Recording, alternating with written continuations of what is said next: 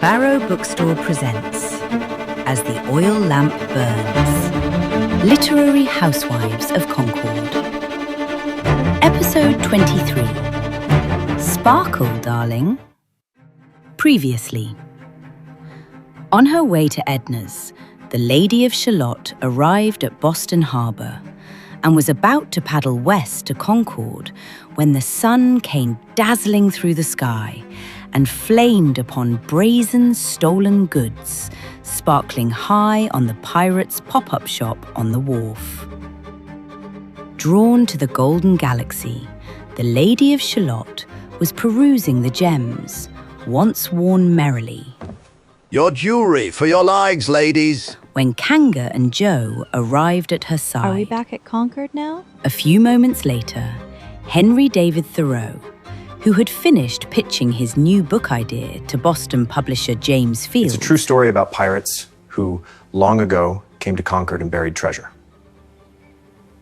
Is it still there? Yes, and it's a great story. Joined them, and the four rowed from Boston to Concord. You scoundrels, set the sails!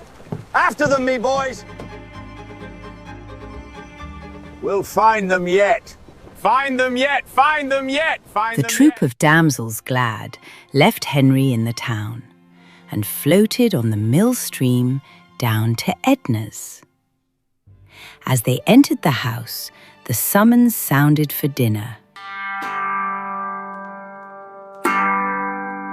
Wash your hands, put on your dinner gown, look not so pale. The housewives prepared for dinner. Where is Lancelot? Lancelot, my Lancelot, where are you? Will these hands never be clean? In the dining room, the lustre, which had been lit for dinner, filled the room with a festal breath of light.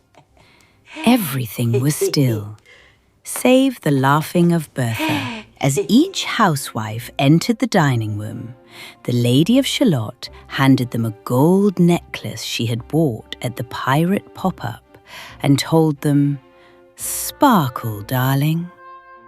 Kanga handed each arrival a rose, smiled and told them, "You are beautiful," their simple virtues making the home happy and filling the hearts of even Lady Macbeth.